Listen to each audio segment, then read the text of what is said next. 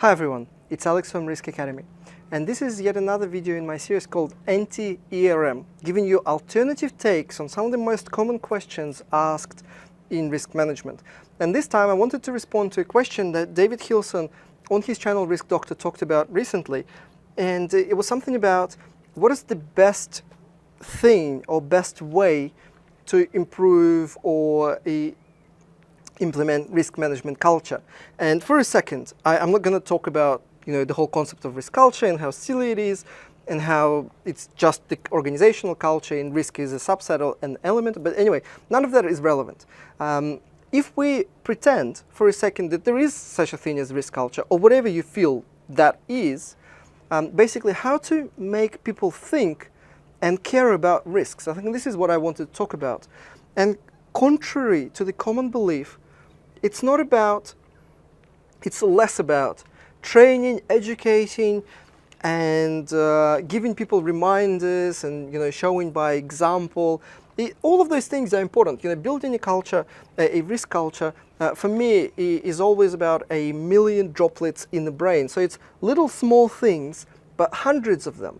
Many small things that all collectively influence people to start thinking about risks when making a decision. But there's one thing that trumps them all, and that is changing the way processes operate, changing the way decisions are done, forcing people to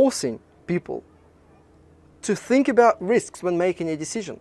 That means rewriting procurement procedure, saying you cannot start a tender until you have performed the risk analysis and have identified the most significant risks and made sure that those risks are addressed in your tender documentation.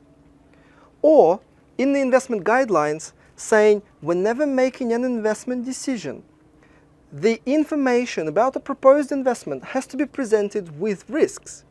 That means you cannot present your investment proposal without doing proper risk analysis, without showing the scenarios, without showing the range of possible NPV and IRR values. That means changing the budgeting procedure, saying the budget cannot be approved until the risk analysis has been performed, the management assumptions have been validated, and the scenarios have been considered, the positive scenarios and the likelihood of negative scenarios, the likelihood of cash deficit has been properly considered.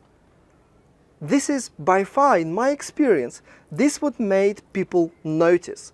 This is what made people think about risks, forcing them through their own policies and procedures, forcing them to think about risks. That, in my mind, made the biggest difference in changing the risk culture. I'm interested in hearing your thoughts. Do write underneath. I'm interested in hearing your thoughts. Do write underneath this video. And I'll see you in the Risk Academy channel on YouTube. Thank you and goodbye.